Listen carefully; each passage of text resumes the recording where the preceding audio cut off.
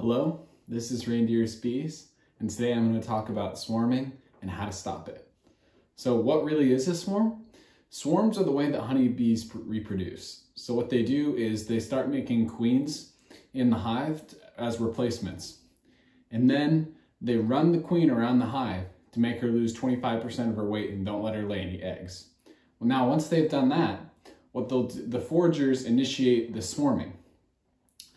The foragers know what the conditions are outside the hive and inside the hive. So they trigger the swarm and 40 to 60% of the colony leaves with the old queen. And the vast majority of the time, it's with the old queen. Sometimes hives will swarm again, and that's called an after swarm, and they'll do it with virgin queens. I like to break swarming down into two main categories. One, congestion swarming, and two, honeybound swarming. So honeybound swarming is a lot more common for new beekeepers because they don't have drawn comb. And also most new beekeepers, let's say if they bought their first bees that spring, they won't have built up enough before the honey flow to swarm, which is what I would consider congestion swarming. So new beekeepers mostly have to deal with honeybound swarming, and it's really hard to deal with if you don't have any drawn comb. Honeybound swarming happens when a hive hits a really good nectar flow, meaning there's tons of nectar coming in all at the same time. And this new beehive doesn't have that much drawn comb to put it. So what happens is as soon as the bees emerge in the brood nest, they'll backfill it with nectar. And those cells, once they emerge before the honey flow, would be filled back up with brood. That's what should happen. So what this signals to the bees is they need to swarm. So they start making queen cells.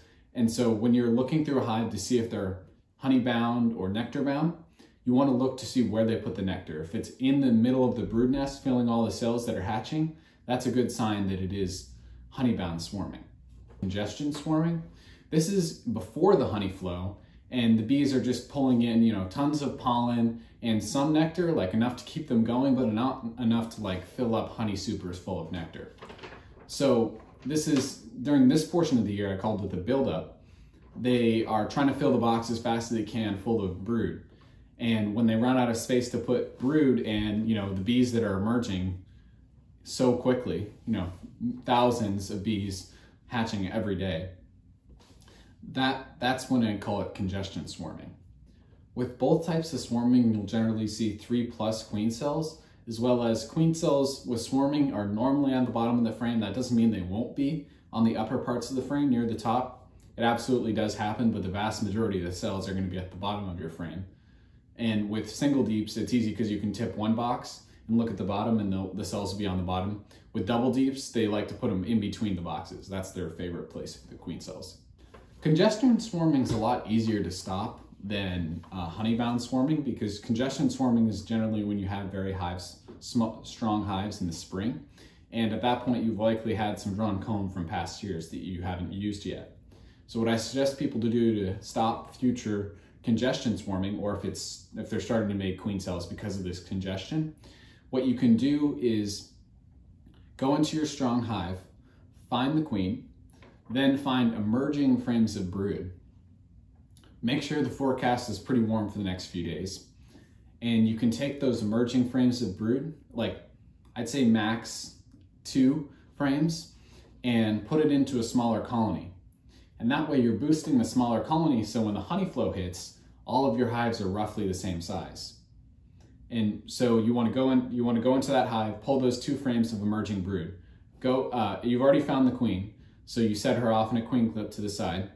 Then you go into the big hive that you want to take some brood off of, and you also want to find a frame of larvae in that hive.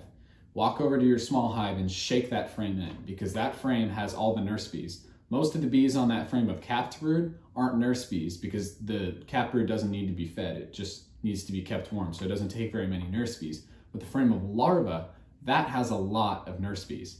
And those nurse bees won't be able to fly home like the bees on the frame of capped brood.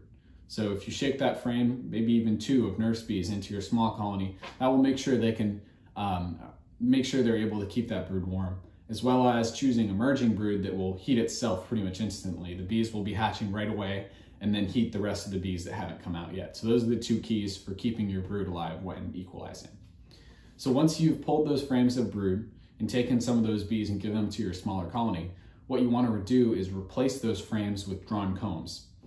And assuming that it's pretty warm, then you can put them into the middle of the brood nest to, make the bees a little more interested. It's called checkerboarding. So that's a possibility. And you want to go through every single frame, shake the bees off of them, and destroy every single queen cup or queen cell. Anything that has an egg, a larva, you want to absolutely be sure there's none of those left, because even if you've taken away the stimuli for swarming, meaning you've made them smaller, they're still going to swarm if you leave those queen cells in there. And if you see a capped queen cell in there, none of this is worth it, and it's time to take out the queen and put her into a nuke and let that hive just make a queen. Artificially swarm them, basically. But whatever you do, if the cells aren't capped and you do the maneuver of boosting another hive and taking away from that hive, make sure you go through, kill every single queen cell. It's so important to make sure they don't swarm. And then I'd suggest you come back a week later to make sure they're still not building cells. And if they still are, then I'd probably suggest moving the queen out. So that's how I deal with congestion swarming. With honeybound swarming, generally there's only one option, I think, is to split the queen out.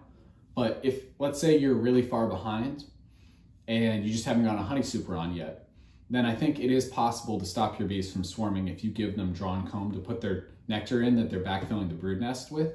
If you put that above them, they might be able to move all their nectar up there and then, stop. You may be able to destroy all the queen cells they currently have and then dissuade them in the future from making any more by giving them extra space. I think it's easier to stop congestion swarming when you have comb than honeybound swarming. I think it's just easier, but same rough idea. You should pull some of the frames that have food and make sure that you replace those with drawn frames. And that way it gives the queen new space to lay eggs. And you have, let's say you pull out a couple frames of honey from the brood nest and you're able to use those a week later in splits. Like there's uses for it once you pull it out. So for honeybound swarming, make sure that you, pull out some frames of honey and drop in some new frames and add some drawn comb above if you have it. That will stop the honeybound swarming. Same thing with the congestion swarming. You want to make sure you go through and kill every single queen cell. Otherwise, they will still swarm, even if you pull them back and give them more space. And then the nuclear option for both ways, like if you see capped queen cell in congestion swarming or honeybound swarming or somewhere in between, every time, pretty much every time, no matter what you do, the bees are going to swarm. Like continue that swarm impulse. So even if you go through, kill every queen cell, come back the next week, they're going to have more queen cells. So what's best to do once you see a capped queen cell in a hive is to pull out the queen, put her into a nuke. Then with the hive that's left behind, I would split it in half and put capped queen cells. So I like to call it like a triple split. So you move the original queen into a nuke, then the original hive, you split that one up into two. Both sides need to have capped queen cells. And once you've done this, this doubles your chances at getting a queen back. So if you just left the one queen in the nuke and then you let the original hive make a queen, there's about a 20-25% chance that the hive doesn't get a queen back, because 20 or 25% of queens go out on their mating flight and just never come back. They get eaten by a dragonfly or a bird. Something kills them they get blown into a brook, who knows. But if you split up the queen cells and you have capped queen cells on both sides, then you're infinitely more likely to have one queen. You're pretty much guaranteed to have one queen, other than freak occurrences, and you're pretty likely to have a second extra queen you can use later. So what you do is you have the capped queen cells split up into two boxes. You would want to wait, BMath said 18 days. 8 days for her to hatch, and then 10 days for her to go out in her mating flight, come back and start laying eggs. And then after the 18 days, you can go through the hive.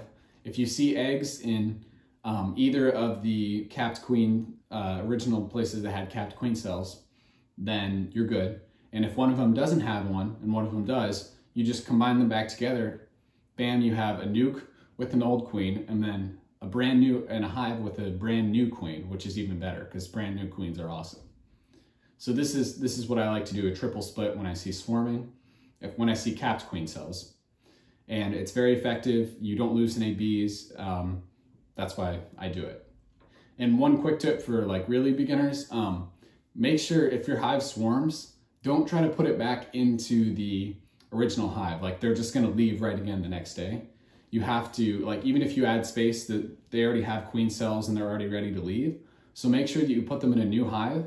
And if a couple weeks later, you check back into the original hive that swarmed and they have no eggs, like let's say about 20 days later, then you can combine them back together, because the stimulus for why they want to swarm is probably now gone. And so it will be okay to combine them back then, but don't put a swarm back into its original box right when it happens. Otherwise they'll just leave again and maybe you won't catch them this time. I hope you enjoyed. I'm going to keep making educational videos like this, so please subscribe, hit that like button, comment down below. Check me out on Instagram and Facebook at Reindeers Bees, and I'll see you in the next one.